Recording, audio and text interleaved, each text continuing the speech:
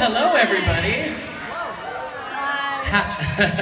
Happy Comic-Con. Look how excited you all are. This is so nice. I probably don't need to introduce everybody up here, so because of that, I'm going to start by introducing myself. My name is Dustin Nelson. I am a publicity coordinator for Dark Horse Comics, and I have the distinct pleasure of working with all of these fabulous people on stage here. So let's go ahead and start with the intros here. We have got to my left here, the woman currently bringing Korra to life on the page, Miss Irene Coe.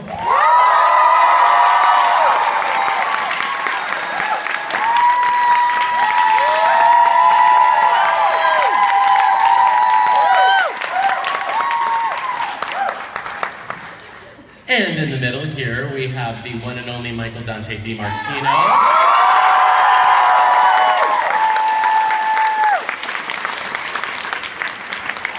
And on the end, we have the woman who brought Korra herself to life on the screen, Miss Janet Varney.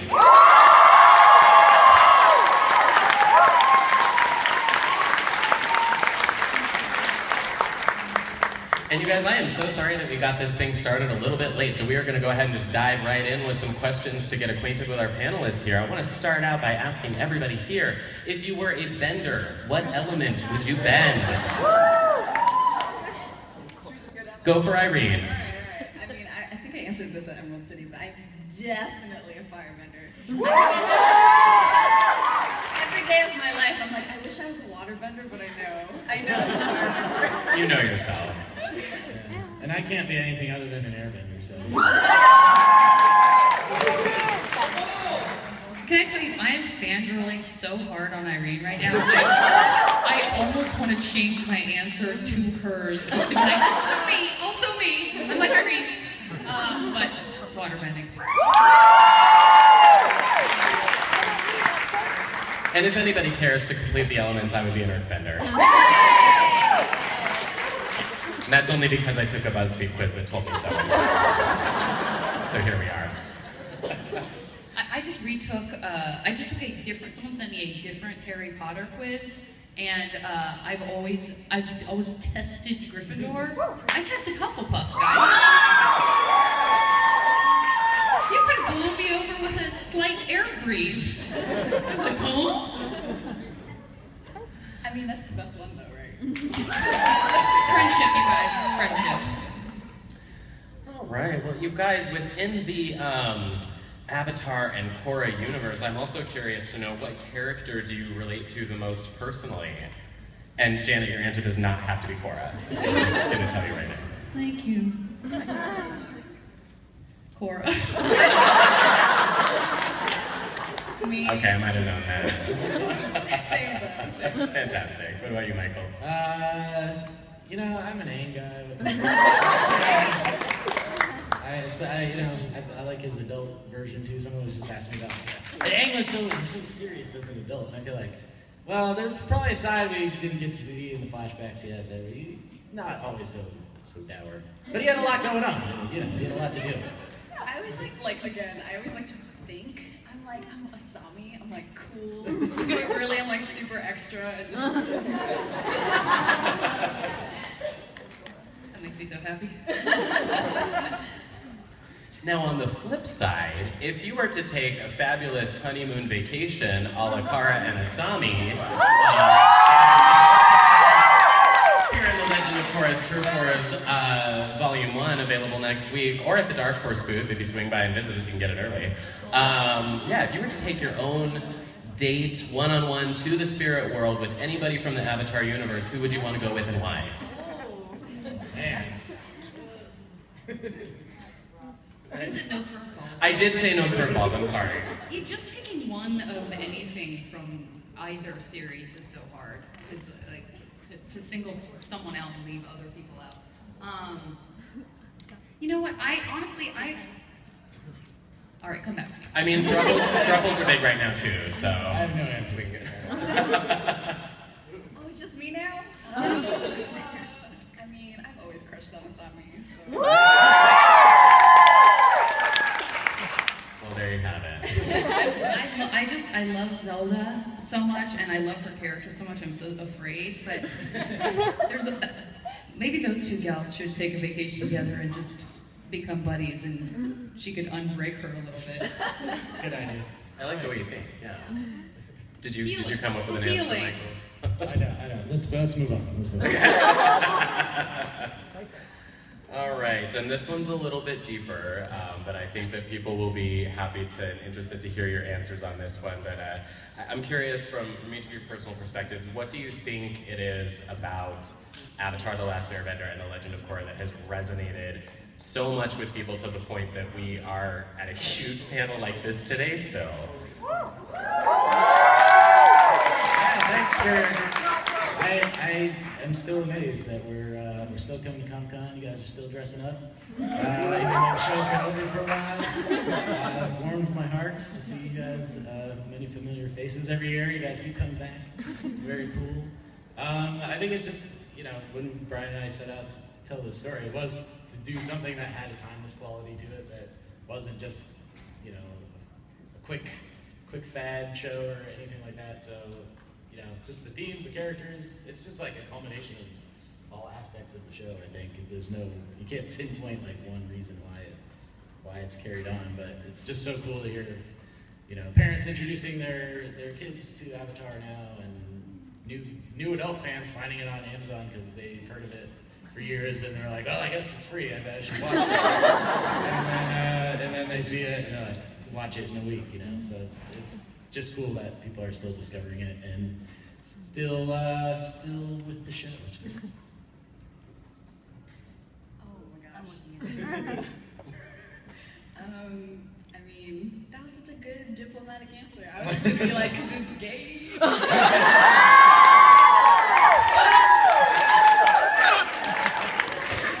for real, like, I mean, as a queer Asian woman, right, seeing queer Asian seeing Asian characters at all on TV in any capacity. And then just that conclusion, just like yeah. So, I don't know. Well, I just think it's both shows are perfect, and that is Mike and Brian to the core. Their vision was so specific, and they were so wise to not talk down to the viewer. They want to work with the best people. I exclude myself because I still feel like somehow I won a weird contest. And they were like, I guess I'm gonna let her do it now. But I just think that you guys you made a thing, and you made your thing. You didn't make somebody else's. It's all from the heart, and there's reasons behind everything, and I just think it's outstanding. I wish there were more stuff like this, but at the same time, that's what makes this so special. Thank you, Jenna. That's actually a great answer because it segues beautifully into what my next question was. And I'm going to start by paying Michael a compliment here, which is that I think that we can all agree that, as Janet said, you created a series that, while skewing very young, wasn't afraid to be smart and not talk down to its viewers. I mean, you tackle so many important, complicated, arguably adult issues, and it seems like you trusted the intelligence of young people to be able to take all of that on, and it shows. And so what I'm curious about is at the beginning, did you have any concerns about that at all? Like, how did that develop? It's just kind of our natural instinct, me and Brian. I mean, yeah. We worked in sitcom animation, which was, fun and a cool job, but like for our souls, it wasn't as fun. It wasn't the type of story that we connected with, and I love comedy and stuff, but that's not my forte. Really, is writing like sitcom type stuff. So we just both had a natural affinity for these deeper mythological stories, and I guess I just never, because I was a kid reading like adult books growing up,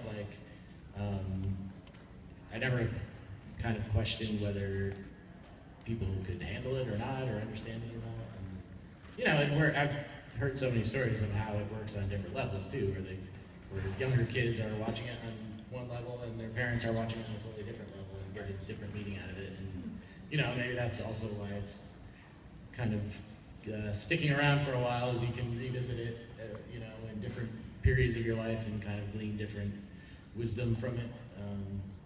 And yeah, that's an excellent point, because I mean, I'm a huge fan myself, and so I find that to absolutely be true, that upon a new viewing, you can definitely get new things out of it. And it's kind of interesting how, like, as things change politically and geopolitically and socially in the world, it can kind of frame these things in a new context as well. So that's very, very special. I think what we should do now, because as many of you know, Dark Horse has been publishing continuations of Avatar: The Last Airbender for several years now.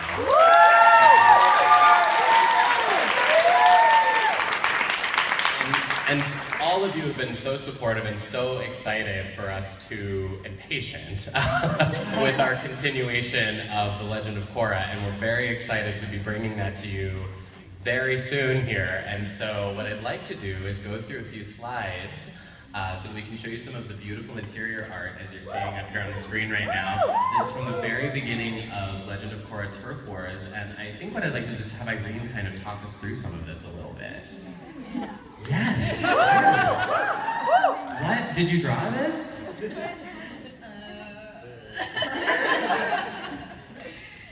Yes, but I also have to give like major dibs to Vivian who did the colors, and she's amazing.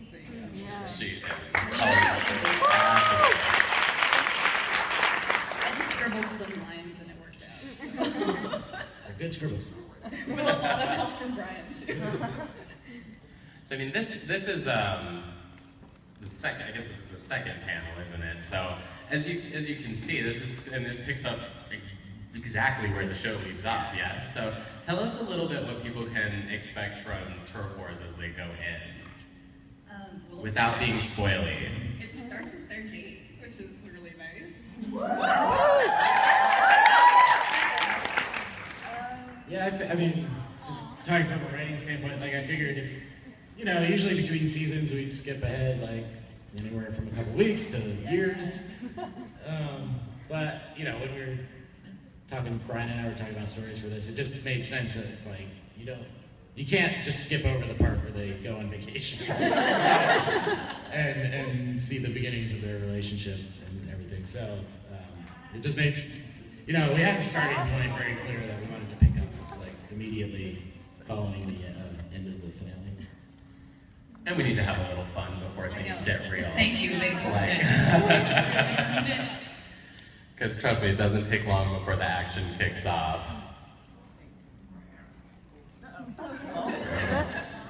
Yeah, there's a few, I forget how many pages we did, but like 2 or 3 pages of no dialogue, which I just wanted there kind of get the sense of them exploring this world together. And I figured, I was trying to get in their heads, like, what would, knowing these 2 characters and knowing what they're into, like, what's their idea of a romantic getaway? And it was like going, rock climbing and stuff. Like, it just kind of made sense. And then they get into trouble. Actually, the scenes where people are like flying around or getting beat up is always the most fun to draw. So when in like wonky positions, it's really hard. Do you guys know that we read some of this yesterday? Really? Yeah. How many of you guys got to be at the panel yesterday at 10? Steve Bloom and Dee Bradley Baker and Dante Bosco and I were all here, and we had a really adorable little girl named Mia who was a guest reader who read Asami and sat next to me. And Dee and Steve did other character voices, but then I also asked them to do all the sound effects. So we got a lot of like Dee and Steve like wind and like growls and little spirit bird and insect sounds. That's amazing. I know, there were definitely times like writing the comic where I totally was like, how would Janet say this? Or how would PJ like deliver this? Shut up, say that again. Say that again. I was trying, always it's remember really, what you said. I mean, that was the one, obviously big difference is like, all you have is these like limited panels and words on a page and Irene's art and the colors to tell this story that everyone's used to, like the music and sound effects and crazy bending action and stuff. So it was definitely a challenge, like adapting to and hearing, all the actors do their voices and Dee doing all the crazy animal sounds. So I like missed all that stuff in a way. So Like, we're gonna come over and just read it all. Yeah. To you in a circle. so maybe someday we'll stage a reading. Oh, yeah. You're going to be the next Hamilton. A live reading of Legend of Korra. Up here on the slide, we've got a few other great ATLA and LOK books for you people. We also, our lovely panelists signed some of these, and we're going to be giving the audience a chance to win them during our trivia contest. So hopefully you're all brushed up on your fan trivia, because we are going to test you and make you earn these books. Oh boy. But it'll be worth it, so. So first up here we have The Legend of Korra, the poster collection. This is one of my personal favorite book of mine. It's so beautiful. Let's take a look at some interior art here so you can see what you have to hang on your walls. And these are full poster size. Actually, Irene has one right in front of her if you want to hold up so they can see. It's frameable. Yes. And some of them are in landscape.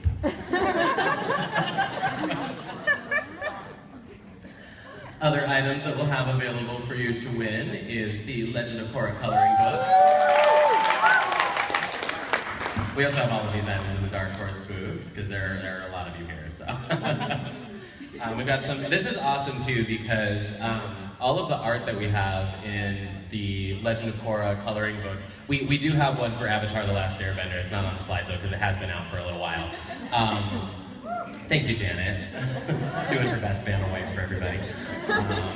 Have we all aged out of that reference? Okay, good.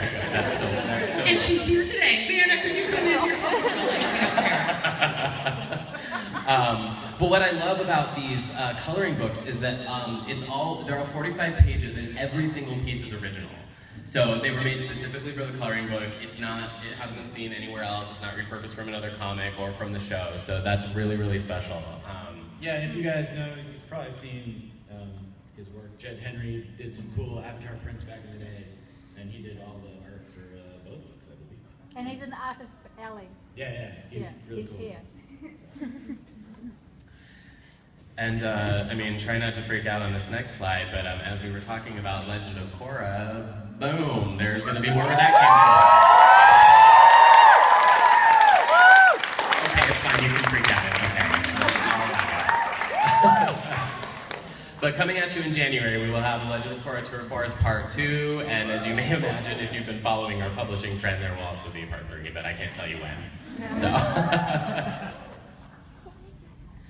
That is our slide. So I've got a few more questions for you. I know we did a few for the group, but I've also got a couple of individual questions for you guys, and I apologize for any prior curveballs, and hopefully there won't be any here, so. My first question is for Michael. We'll just take it way back to the very beginning. What were a lot of your primary influences and inspirations when you were initially coming up with the concept for the world of Avatar? Well, I think we've talked about this a lot, but Miyazaki, of course, Spirited Away, and Princess Mononoke were like two of the biggest ones. Brian was watching like a million crazy kung fu movies, and he'd come over to my house and be like, "Gotta watch this kung fu movie." I'm like, I'm not. There were some I really liked, but like mostly I just watched the action scenes, which were cool. But I remember, yeah, Shaolin Soccer. I remember we watched, which is like we love for just like its kind of creativity with martial arts and how kind of wild and inventive it all was. And you know, any writing-wise, anything from Joseph Campbell's mythology stuff, which I was really into in high school, and as I started my writing career and being interested in mythology. And Furikuri back then for the animation, and Cowboy Bebop for animation, and storytelling, like sequential storytelling, just because there wasn't a lot of like long form, you know, like story arc stuff in Western animation at the time. So those are the main ones that we. That's a lot of inspirations, but hey, look, it worked. Awesome. And At what point in the process of developing Avatar did you come up with the concept for Korra? How did that evolve out of Aang's story? I mean, that came after Avatar was all done and we were on break and didn't even know if there was going to be more Avatar universe at all, so we were developing other stuff. And so it wasn't like we had, kind of like with Avatar in the first place, it wasn't like we had all these millions of ideas of this whole other series yet. Right. It was more came out of Nickelodeon saying like, hey, we want to do more Avatar, you guys have any ideas? And it doesn't have to be you know, just a continuation of the first series, so we wanted to like jump ahead and explore a totally new Avatar, new point of view, and immediately we were both like, well, it makes sense to have a female Avatar, why not? We had Avatar Kyoshi, Avatar Yamcha, and just to make it feel, you know, turned out to be a great character, but also just give the, and also age up the show a little bit, Right. make it a little more older, because our fans had grown up with Aang, and now they were all teenagers, and just made sense. And now you're all adults, it's Yeah.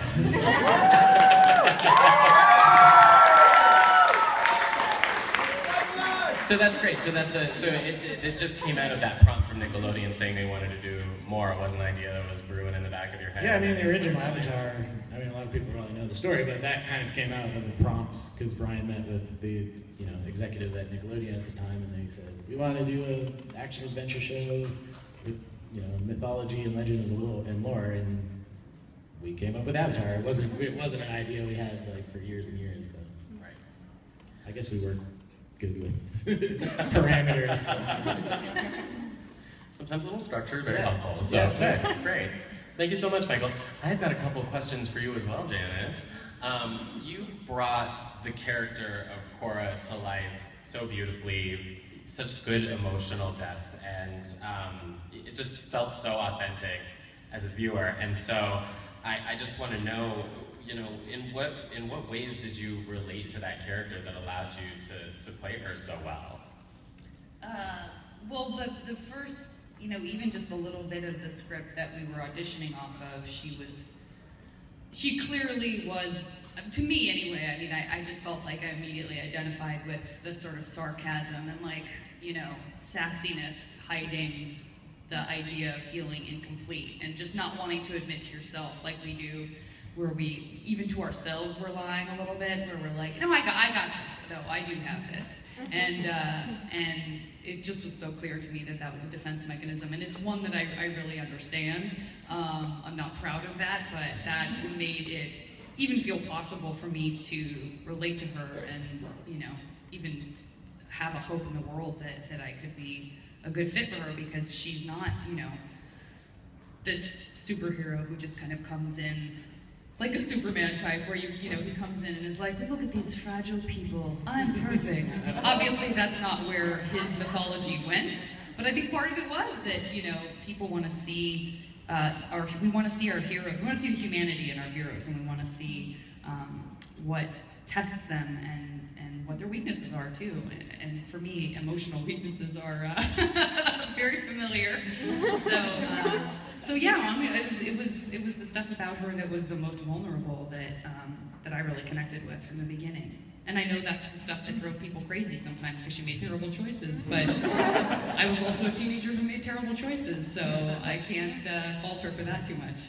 I think a lot of us have been there for sure. So is it safe to say that you kind of grew with the character then? Did you kind of find yourself learning from her? And I did. I still feel that way. I still feel like I learned from her. And I did an interview while I was here at the con where I got really choked up, and then I felt immediately like such a dork. But the way this very cool girl she did a podcast on Legend before, she really knew her stuff, and she was asking me about my relationship to the character even since the show has ended, and I was very honest, and I said there are things that I go through now where if I'm really scared about something, or if I'm like in physical pain, which happens to me frequently now because I had a bicycle accident, so I have like constant problems with my neck, and it can, for those of you who've combated that kind of stuff, even if it's emotional, it just, you can really get dragged down by it and give it a lot of your power, and I feel like again, there's no way I can say this without feeling dumb, but I feel like I have a responsibility to myself because I got to play this amazing character and she went through so much, that I feel responsible when I start to go like, I don't know, I just feel horrible, or like, this isn't gonna get any better, or whatever that moment looks like. I truly have said out loud, there are people who can vouch for this, Korra wouldn't stop here, you know? Like I want to have earned the right to come back and be with you guys and be tougher than sometimes Janet would be. And so I have fully leaned on her, which sounds dumb, but it's the truth. Sounds amazing. She's there for you all to do that. She's not mine. We all get to use her in that way. Yeah, so if you're going through a tough time, just ask yourself, what would Korra do? Hashtag WWKD. So I mean, to that point, like every story like that I hear, you know, whether it's you or people who come up to me and tell me their personal stories with the show, I'm just like, even though I know this intellectually, like I'm still always amazed at how much like a fictional character can resonate with people and affect their lives in positive ways, and it just like reaffirms like that I'm in the right job, like this does actually like help people and help you know, help bring, seeing the communities come together, the friendships that people form over the show, it's just cool. And the fact that you're like still connected to the character, even though it's been like 2 years since we've done anything, you know, work together and stuff, it's just, it really speaks to like how, again, back to your point that the show just keeps going. It's gonna keep going. I know, I'm sad that you don't want to just do some trendy fad of the moment, because I wanted to see your fidget spinner show. Wow, that's in development. I can talk about that. Aang kind of has a fidget spinner right now. That's true. The original fidget spinner. Isn't he just a human fidget spinner? He's the original fidget spinner. The OG, yes. I've just got one more follow-up for Janet then, which was, what was the most challenging part of doing the show for you? Dealing with David Faustino. He's kidding. David's great. I love David. No, the cast was amazing. I wish that I could, I wish there was some really cool, like, amazing answer. It wasn't, like, for example, the show I'm on now, I do a lot of on-camera work. That's principally what I do. And I'm on a show now called Stand Against Evil that's on IFC, where I play a sheriff and I battle demons, and I actually do some of the stunts, kind of, that Korra would be able to do without, like, with her eyes closed to sleep. That is very challenging. It is very, very challenging to do that stuff in, like, the Georgia summer wearing a sheriff's uniform. Recording Korra in an air-conditioned plush booth at Nickelodeon, surrounded by wonderful, sweet people, and, you know, just having a great time, and having Andrea Romano guide you all the way through is such a pleasure. It feels like you're being given a gift every time you do it. So the most challenging thing for me, I think, was just overcoming my own anxiety about how you guys would respond, because I loved The Last Airbender and I know how much you guys loved it, and I just wanted to do a service to the show, because I knew the show was going to be great, but I didn't want to be a bad avatar. a bad avatar. I think it's safe to say that you are a great avatar or a gravatar. I'm good for a pun anytime you make one. Awesome. Irene, let's ask you some questions now. So I could just listen to Janet talk all day. I could too. I think we all could. I mean, we did for a while. So Irene, you are kind of carrying the torch on kind of extending this world, building out things in this world that we have never seen before. So what I want to know, and I think what a lot of fans are going to want to know, is what kind of goals did you have in mind for expanding such an established world, and how did you bring your own flavor to the page? Sure. Well, principally, I was not asked to draw the book in the show style, which I feel like opened me up not just drawing wise, but also like emotionally, right? Being able to sort of inject more of my stuff in there. Obviously, I was following Mike's script, so it wasn't like I was changing things, but I feel like you guys gave me a lot of room to play around with the character acting and like the interactions and the emotions, the tenderness, which is really great. Like, you didn't give me too much direction on that stuff, so I kind of went ham on that, but...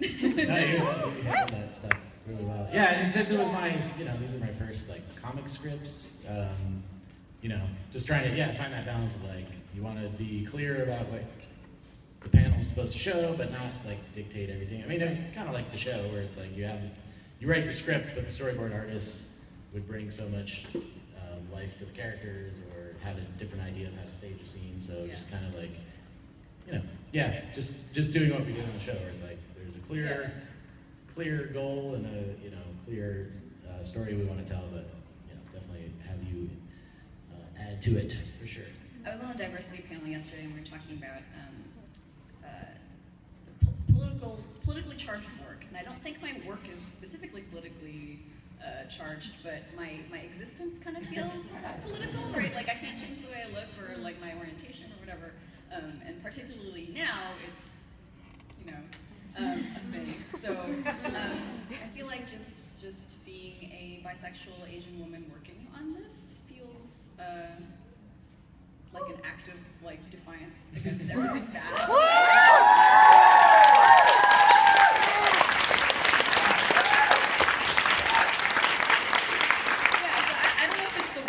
Specifically that makes a difference, but that I'm working on it, I hope, is a thing for people to look at and be like, awesome, like, things are changing. Yeah. Irene, I'm so sorry, I just wanted to ask. Go for it, this is your time, you can do whatever you want, Janet. Did you feel nervous at all? What kind of, were you thinking about the reader too, and going like, well, this is what I know I would want to see, I hope I'm right, so nervous. I think mostly I just wanted to impress Mike and Brian. I understand that. Yeah, in the beginning it was mostly like, oh, Mike and Brian, and then later it was like, oh, right, like, I used to be part of the fandom, so I know that the fandom is, all, like, alive and kicking. And then, like, there was a point where I was like, oh, like, I can't please everyone, like, what do I do? And I had a really good pep talk with our editor, Joan, and Mike and Brian. They were like, just can't make everyone happy, but, like, you can do your best and be proud of that. So, that's I don't know, when I started flipping through it the first time, I think I actually thought, this will make everyone happy. I literally was like, no one will have a problem with any of this. This is perfection. Definitely, I mean, I felt the same pressure. It's like you're continuing the story. We left it off in a good spot, and and to like dive back in and start telling more of the story and really get into their relationship. And I definitely felt the pressure too. And I don't have. Brian was consulting on the comic, but like, I was writing scripts. I didn't have the writers we usually have, or all the awesome directors and artists and everything. So it's definitely a bit of a change. Yeah. You guys are so awesome.